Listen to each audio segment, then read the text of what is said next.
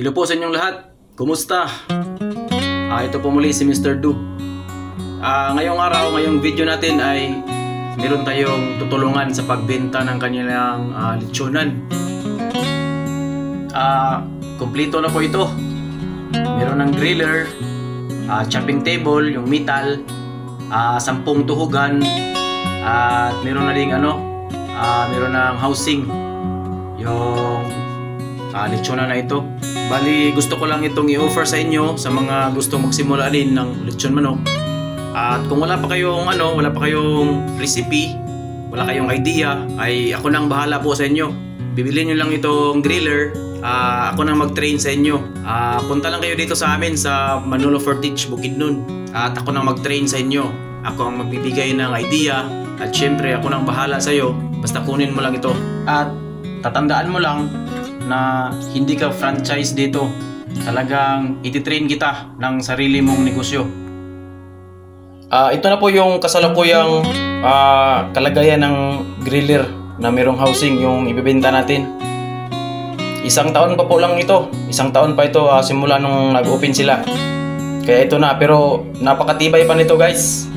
Tingnan nyo. May chimney pa yan. At yung bakal na dyan, na yan ang uling. Diyan natin ilalagay yung uling. At kumpleto pa po ito.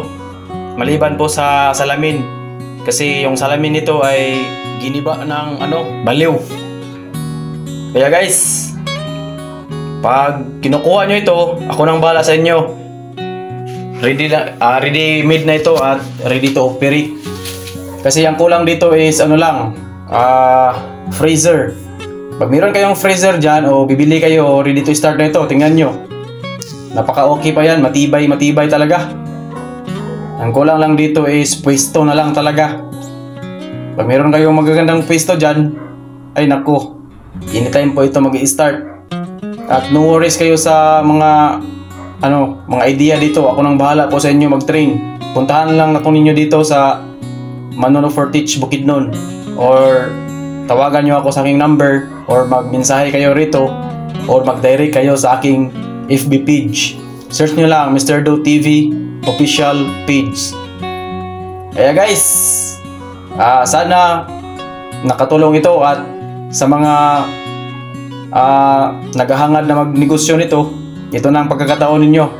Ako nang bahala sa inyo makagawa ng idea dito. Kaya guys, maraming salamat nga pala sa inyong suporta at hindi pag-iwan sa aking channel na ito. At para din sa mga OFW dyan na mga nag-chat sa akin, nagmensahe, sana makauwi na kayo at makapag-start na rin ang inyong sariling negosyo rin.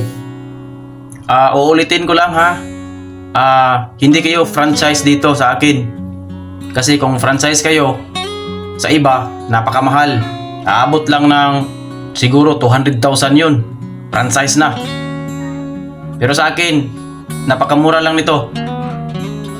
At mapasayo pa yung recipe, may griller ka na with housing, ready to start na. Kaya tumawag sa akin at magmensahe direct sa aking FB page para mabigyan po kita ng aksyon kung paano. At baka ito na yung naghihintay na negosyo na para sa iyo. Kasi ang lechon manok ay napakadali lang talaga i-manage, napakadali po mag-costing, napakadali mag-monitor. At sana nakatulong itong video sa inyo, at pakishare na rin sa inyong mga kaibigan para malalaman din nila kung gusto nilang magnegosyo. At guys, sana mag-subscribe kayo sa aking YouTube channel kung bago pa lang kayo, at mag-like. At ito po muli si Mr. Du.